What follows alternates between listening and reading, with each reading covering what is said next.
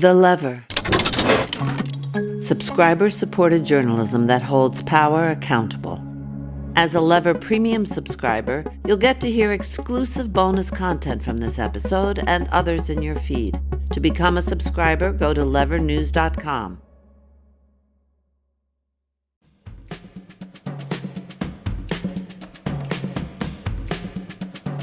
Last week, President Biden announced a long overdue rule finally requiring airlines to provide automatic refunds when they cancel or significantly delay your flight. This was touted as an enormous victory for consumers who've long been abused by the big airline companies. But unfortunately, that wasn't the end of the story. As The Lever first reported, airline lobbyists frantically went to work to try to kill the rule before it can even be enforced. They convinced a handful of lawmakers from both parties to slip language into an aviation bill that could kill this new rule. That bill is now moving to the floor of both houses of Congress. On this episode of Lever Time, we look at why American air travelers still don't have the most basic consumer protections, and we expose the lawmakers who took lots of airline industry campaign cash and are now trying to kill a rule to protect you from airline abuse.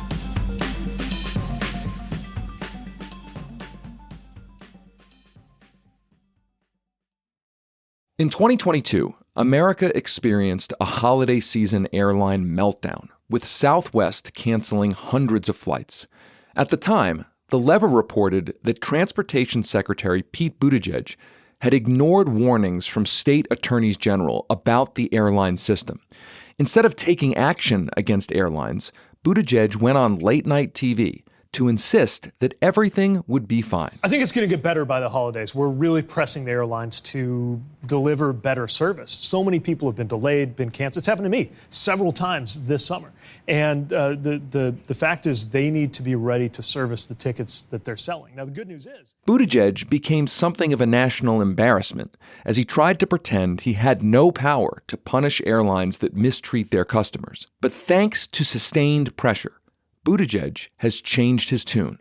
And last week, Buttigieg's Department of Transportation announced a new rule requiring airlines to provide automatic refunds when they cancel or significantly delay flights. President Biden touted the rule. When you're raised and you come up in a middle-class family, all this stuff matters to you. It matters to those little items that they say, well, it only costs this, only costs that. Yeah. It matters. And so this was hailed as a huge win for consumers, which is why airline lobbyists started trying to seize a defeat from the jaws of victory. Within days, The Lever's Katya Schwenk and Freddie Brewster reported that airline lobbyists had convinced 2 Republican and 2 Democratic lawmakers to insert a provision into an aviation bill that could kill off the new rule before it goes into effect.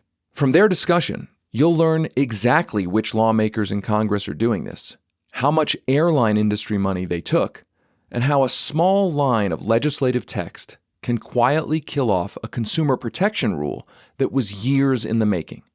They'll also update you on the state of play and whether Congress will do anything to stop airline lobbyists from once again getting their way.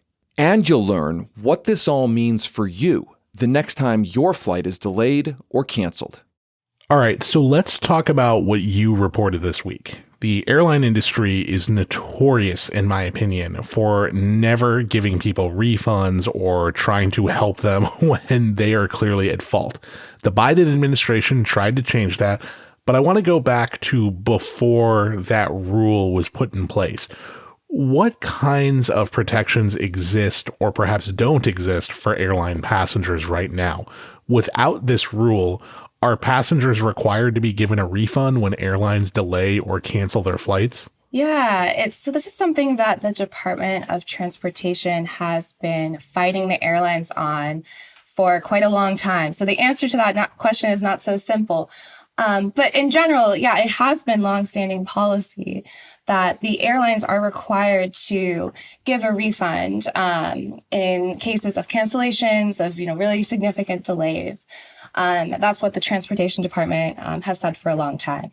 The problem has really been that airlines have found a lot of loopholes in this policy. It hasn't always been clear, what flights are eligible, what the timeline is for a refund, when passengers really are owed one.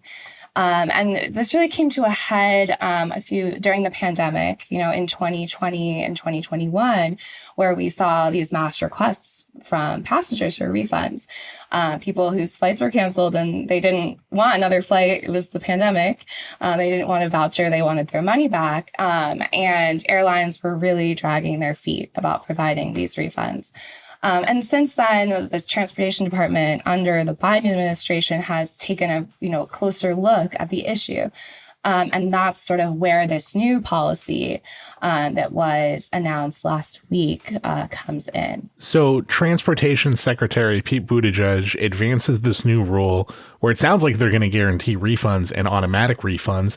The interesting thing to me is that part that it's automatic. So you don't necessarily have to go through this Byzantine, archaic feeling airline system. You don't have to wait on the phone for a long time. But am I reading that correctly? Under the DOT rule, it would be automatic? So the important context here is that transportation officials have tried to guarantee refunds for a long time. And that's why the automatic piece in this rule that you mentioned is so critical, because the issue has been more that the airlines put the onus on consumers when they are asking for their refunds, rather than, consumers aren't under law or under regulation owed a refund at all. And so, yes, as this new rule, which was announced last week, would require airlines to provide consumers an automatic cash refund if their flight is canceled or, delayed significantly. And they would have to do so within 7 days of, unless the passenger, accepts a voucher or accepts, a rebooking. That is huge. It's really this automatic piece here that is what's so important, because, in the past, consumers may have been owed a refund technically, but it's been really difficult to get them.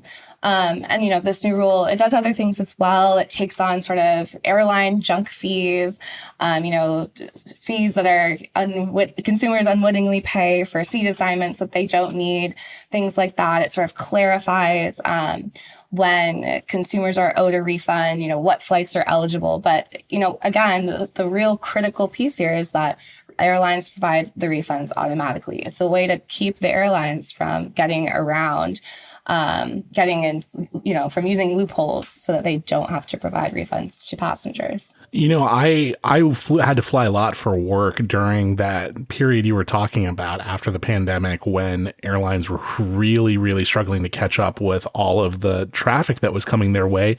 And I spent a lot of time talking to airlines, trying to get money back, or, trying to avoid paying these fees because of things that I felt were on the airline's part, not on my spot. So I can't imagine airlines are too thrilled about Buttigieg's new rule. Was there any lobbying against this? Did they outright oppose it? Yeah, you're right on that for sure. The response from the airline industry after the rule was announced was immediate. Major trade groups for airlines, like Airlines for America, have announced their opposition to the rule.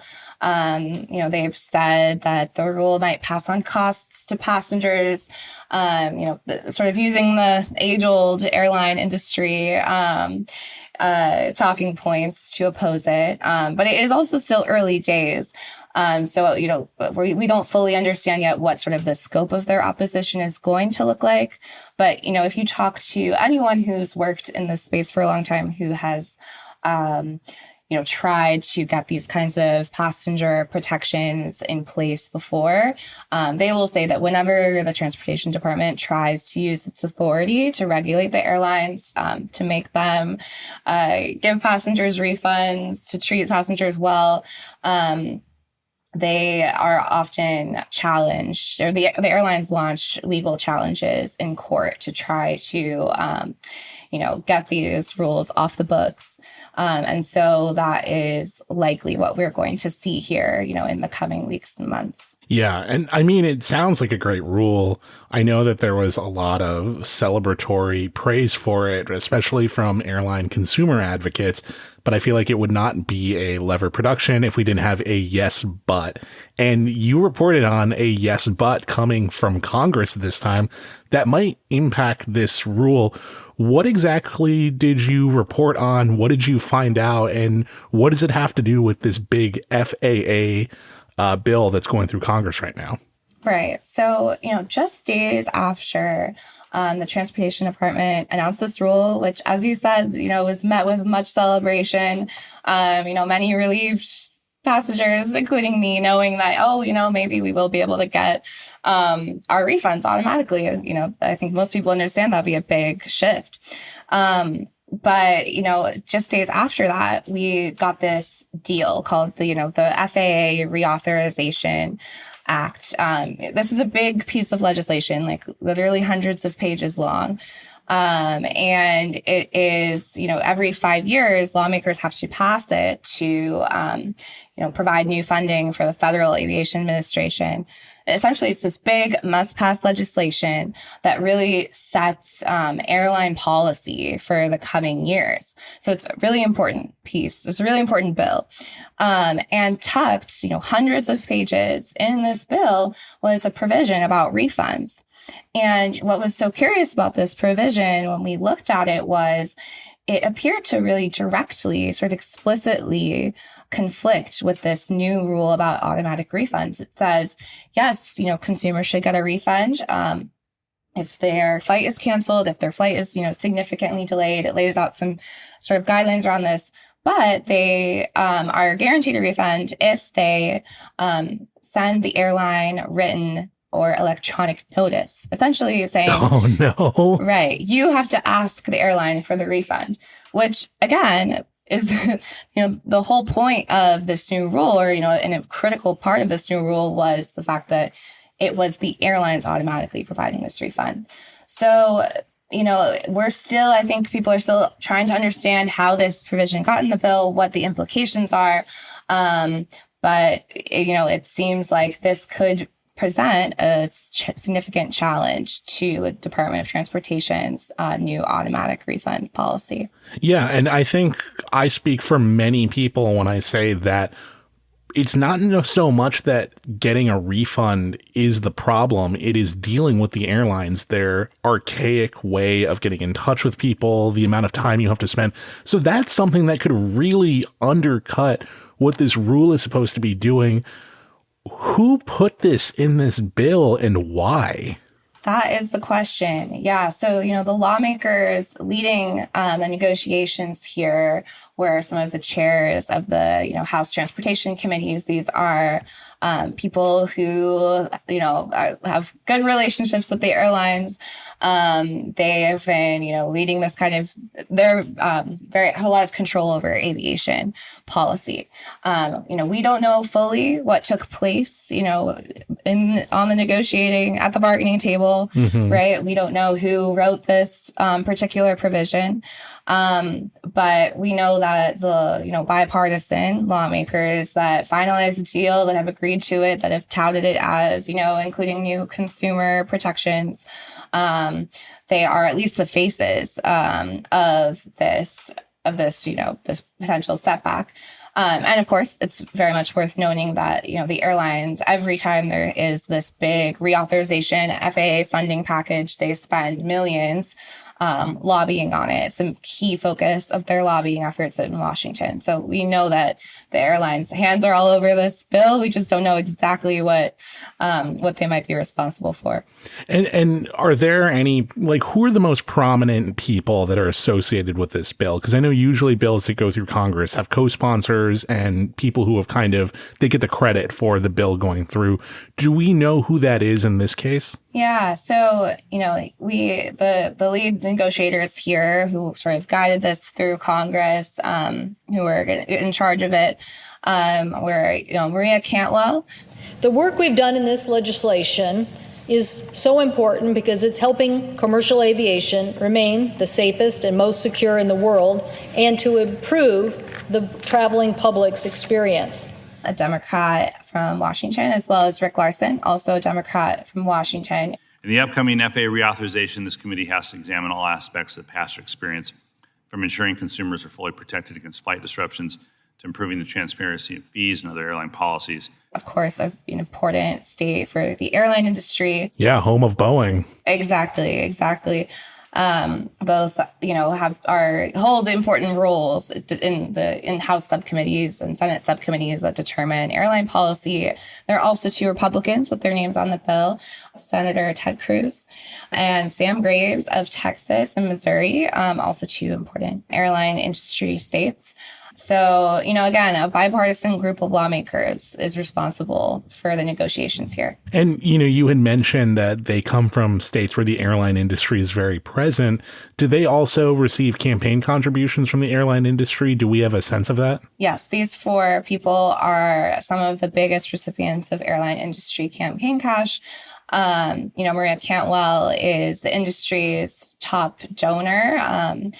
In terms of, individuals in the airline industry donating to lawmakers. So, I think that's important in understanding their position, their interests, and who they are answering to. So the top donor of airline industry cash was one of the lead sponsors of this bill. The others are also major recipients of this bill. This provision could reverse or undercut, more accurately, something that Buttigieg had tried to undo with executive action. Did Buttigieg ever ask them to put the refund rule into the bill? Was there any communication between the Biden administration and Congress to make sure that something like this didn't take place? Right. The timeline here, I think, is really important. So, of course, it was only a few days before the final deal was announced that the Transportation Department announced their final rule, after 8 months of negotiations. But, we found that in a letter in January, months before the final deal and, weeks before we first saw this provision in sort of an earlier draft of the legislation, in January, Buttigieg, the Department of Transportation, provided some of their opinions to lawmakers, specifically these 4 lawmakers, these 4 recipients of airline industry cash that we were just talking about.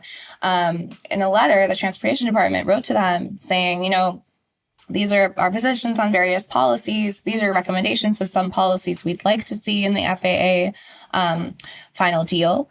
And one of those policies that they specifically mentioned was a policy for automatic refunds for flight cancellations. And instead, what we get is something, again, that seems like an explicit rejection of that request. No, consumers have to request the refunds themselves. Wow. And that letter was specifically addressed to Senator Cantwell, for example. There isn't any way that this letter was intended for a different group of people, and then all of a sudden this is getting kicked up now. This is pretty directly from Buttigieg, right, to this same group of people that receives a lot of money from the airline industry and wrote this provision into the bill. Is that the correct read? It is, yeah. Directly addressed to Cantwell, Cruz, Graves, and Larson. So unless they're not reading their mail, we can assume that they were aware of the Transportation Department's request. And so the bill comes out of Senator Cantwell's committee. She's the chair of that committee. What has she said about the provision conflicting with the rule from, ostensibly the leader of her own party? Yeah, Cantwell's office has refused to comment to us on the rule. So, we don't know where she stands. We don't know what her defense is at this point. We have had some, Buttigieg, for instance, come out and say, hey, we don't think this necessarily will conflict. We're going to stand by our rule as written. But in terms of the lawmakers who pushed this through, they have not given us a rationale for why they did so. What's the state of play right now? Is there any way that this could still potentially make it out of the bill before final passage? And are there any lawmakers either in the House or the Senate who seem to have the appetite to remove that? Yeah, the bill isn't law yet. So, there is some wiggle room here, I think. The The bill is a final deal, which means it has the bipartisan support. And usually when a bill is at this stage, like especially such important, like must pass legislation like this, you're not going to see significant changes, but it still will have to come up for a vote in both chambers of Congress. So, I've spoken to consumer protection advocates who say, we are hopeful that someone might introduce a floor amendment and change this bill, challenge the language that's in there. But we have yet to see, we don't know yet if that will happen. And it does seem likely that the bill is going to be passed in a pretty similar form as it is right now. Now, this is maybe a little too wonky of a question, but thinking just as a consumer, if there is this Department of Transportation rule in place, and say the bill does pass with this provision in place, if you're the airline industry, which one do you have to listen to? Because if the DOT is still issuing this rule, does that supersede what this legislation might say? How does that kind of work out? Has anyone explained that to you? Yeah, no, as like abstract as that question seems, that actually is the really important question here. If we have this bill passed into law and we have this rule, which the Department of Transportation seems like it's still standing behind, who wins out, right? That's a question that will be determined in court. We've heard from, airline industry groups that are going that, already say, we think this bill is law. It carries more weight than this rule. It supersedes the rule. That's their argument. They're going to say that, any law passed by Congress has greater weight than any rule. But I've talked to some others, people who have a different opinion, saying, the Transportation Department has authority granted to it by Congress to regulate these industries. And it was using that authority to make this rule before Congress had said anything about allowing it to, require refunds for flights. So I think there are arguments to be made on both sides. But I think there's a reason that, people like Elizabeth Warren, and, prominent lawmakers and advocates have spoken out about this bill, is because I think people do recognize that it will have significant impact. Even if the rule wins out ultimately, this bill gives the airline industry a really, a tool to use to challenge the rule. And that's always a serious concern. So it's kind of like trying to get a refund from an airline. It's confusing and still Byzantine, but there might be a possibility that it could work out at the end of the day. I think that is exactly right. Yeah. Thanks for listening to another episode of Lever Time. Lever Time is a production of The Lever. This episode was produced and engineered by me, Arjun Singh, with editing support from David Sirota, Lucy Dean Stockton, and Joel Warner. Our theme music is composed by Nick Campbell. We'll be back later this week with more episodes of Lever Time.